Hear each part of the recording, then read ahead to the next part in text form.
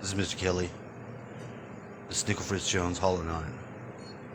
Continuing on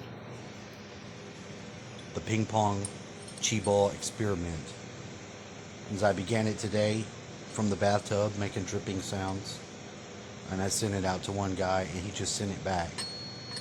The good thing was that I noticed that my dad was in extreme pain, and because I'm taking on a different frequency, I know that if I get close to him, or fuck with him, or talk to him, he'll be in excruciatingly more pain than if I just get the fuck about a room away.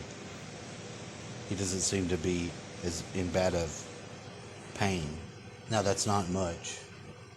But then I got the message and I went in there, and usually what I do, because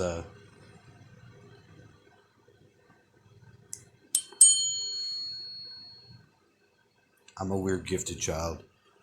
I went in there and I squeezed his foot and I told him what we were attempting to do and how it initially began. And then I got the fuck out of there really fast. What is that? What does that mean?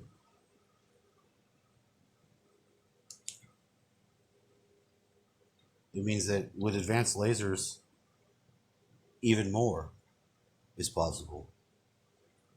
Shit, son. I know, right?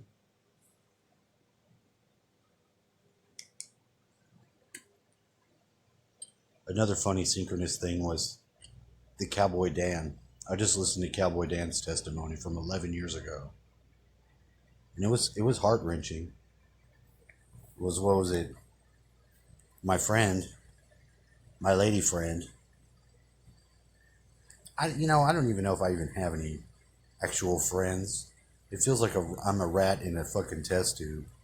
People tell me shit to trigger me, and as of yet, it's my dad is probably the only one that's really around that genuinely is there and helps my either sanity or whatever you want to call it. Everything else in this reality seems to be fake. People might open up to you just long enough to fucking crush you. That's just the way it feels. I don't know.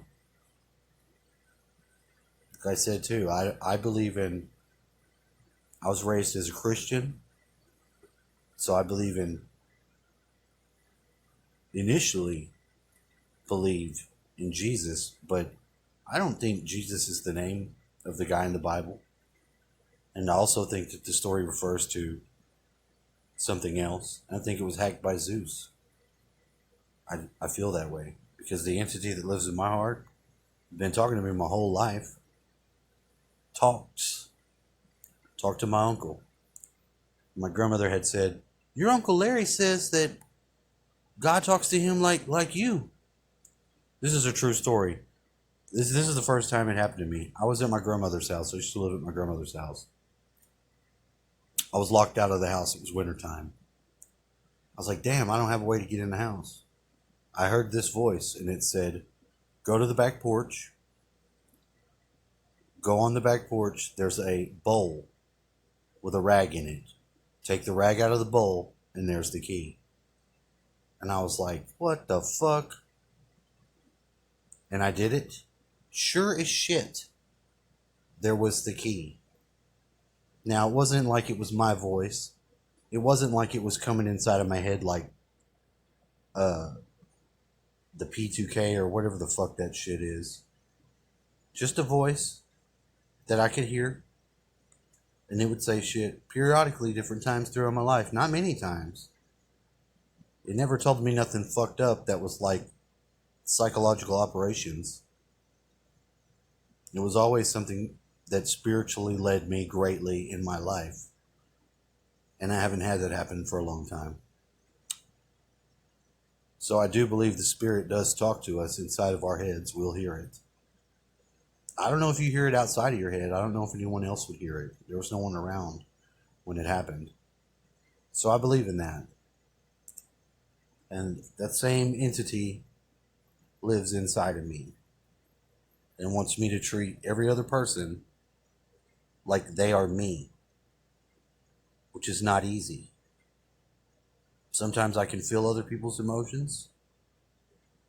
Until one time I was looking at some girl's feet and I was starting to have lustful thoughts.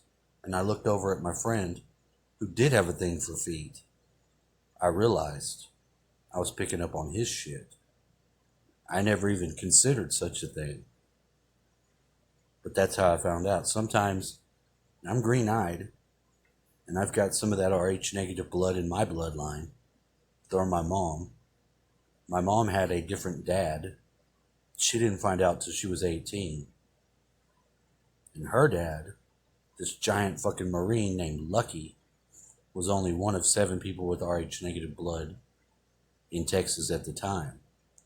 And they did soldier his ass out. And he did kind of lose his mind. But I never met him. I never even saw a picture of him. But that's a true story.